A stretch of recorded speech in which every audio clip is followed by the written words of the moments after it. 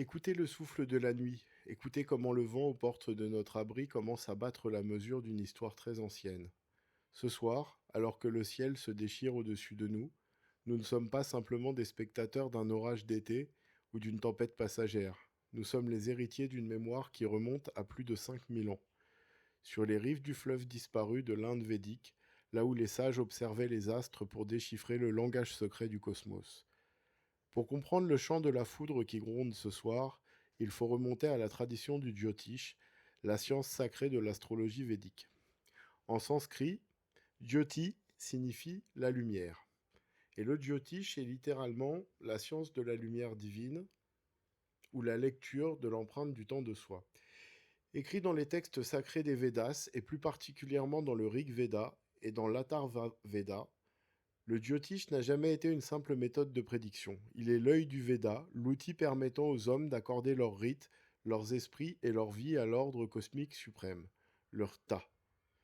Voyez-vous, dans cette tradition sacrée, le zodiaque n'est pas une bande d'étoiles mortes, c'est un organisme vivant, un théâtre spirituel où chaque signe et chaque demeure lunaire rejoue sans cesse le drame de l'âme humaine en quête de libération. Au cœur de cette grande carte du ciel se dresse le troisième signe du zodiaque védique, Mithuna, que nous appelons aujourd'hui les Gémeaux. Mais dans l'Inde ancienne, Mithuna ne représentait pas simplement des jumeaux qui se ressemblent. Mithuna désigne l'union primordiale, le couple cosmogonique. Sur les anciennes cartes astrologiques écrites sur les feuilles de palmier, Mithuna est représenté par un homme tenant une masse de fer étincelante et une femme tenant un luth aux sonorités délicates. L'homme et sa masse incarnent la matière dense, la force physique, le karma brut et l'enracinement dans le monde terrestre. La femme et son luth incarnent la pensée intangible, le son primordial, l'aspiration spirituelle et l'imaginaire. Ce signe est sous la maîtrise de Bouddha, la planète Mercure. Dans la mythologie védique, Bouddha est le fils de la lune et il gouverne le mental analytique, l'intellect, la parole, le commerce d'idées. Mithuna est donc le royaume où s'éveille la conscience humaine. C'est le lieu où l'esprit découvre qu'il est coincé entre deux réalités, le corps et l'âme. Le matériel et le spirituel, le vrai et le faux.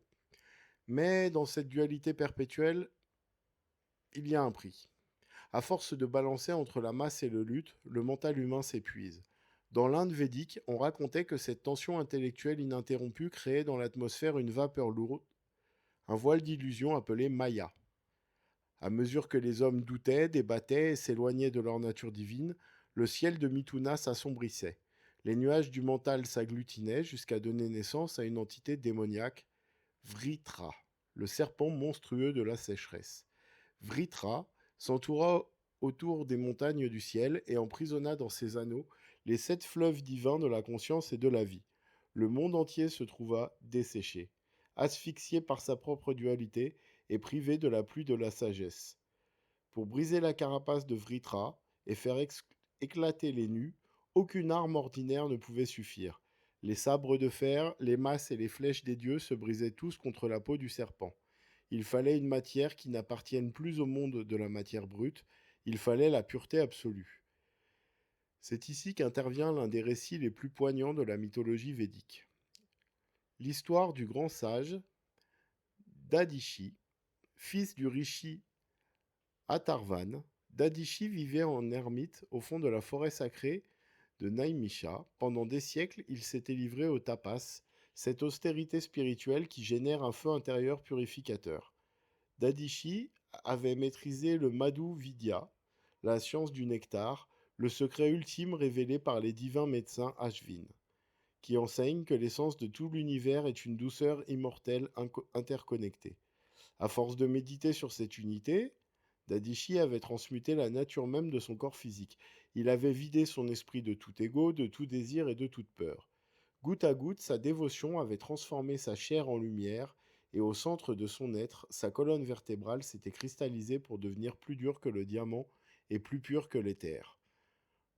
Lorsque le roi des dieux, Indra, et les Devas vinrent le trouver au cœur de la forêt, ployé sous la désolation du monde, Dadishi les accueillit avec un sourire et une tendresse infinie.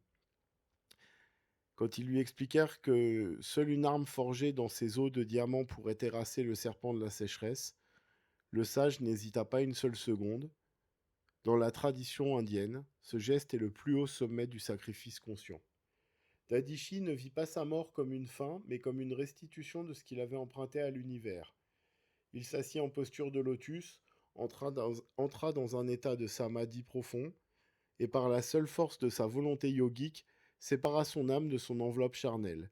Ses eaux furent recueillies par Vishwakarma, l'architecte et artisan des divins des dieux.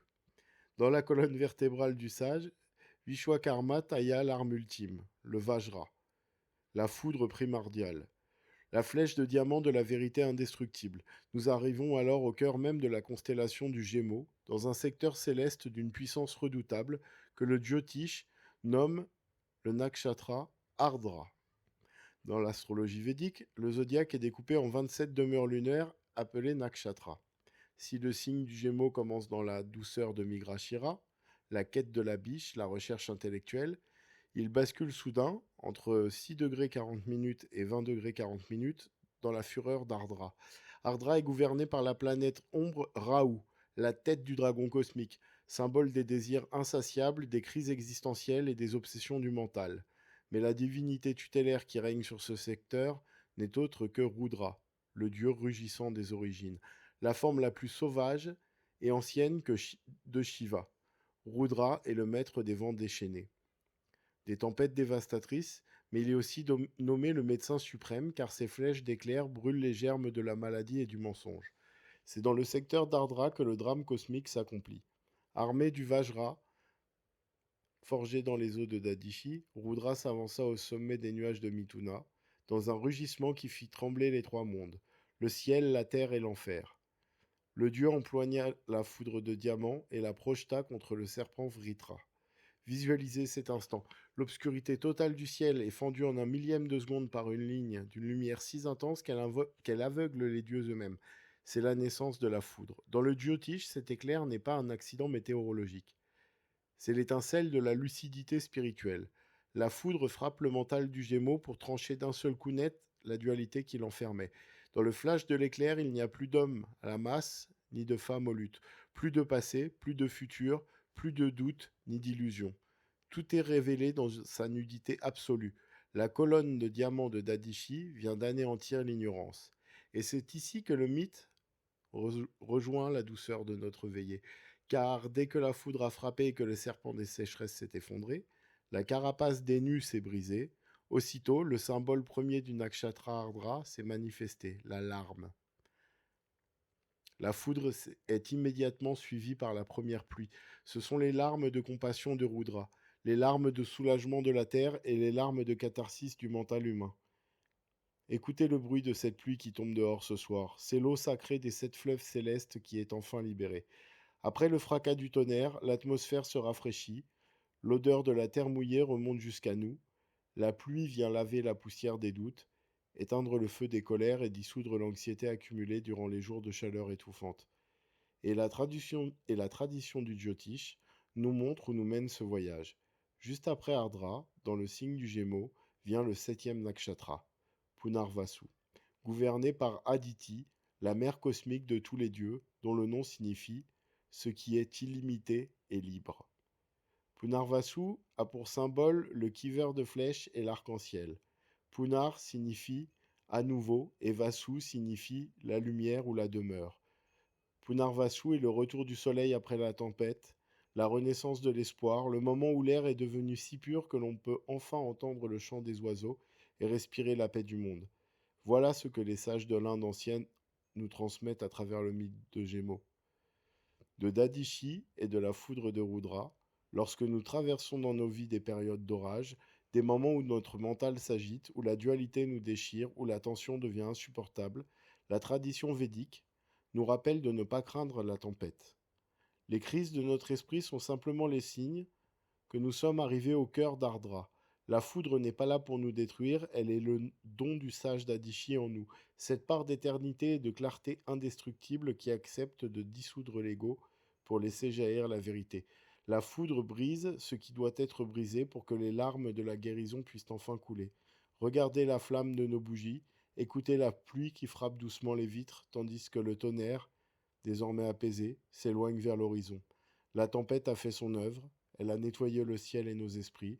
Ce soir, sous le couvert de cet abri chaleureux, nous pouvons laisser reposer le luth et la masse, fermer les yeux et recevoir la paix profonde que la foudre est venue nous restituer. C'était Pekka Jutishpada en vous souhaitant une excellente soirée.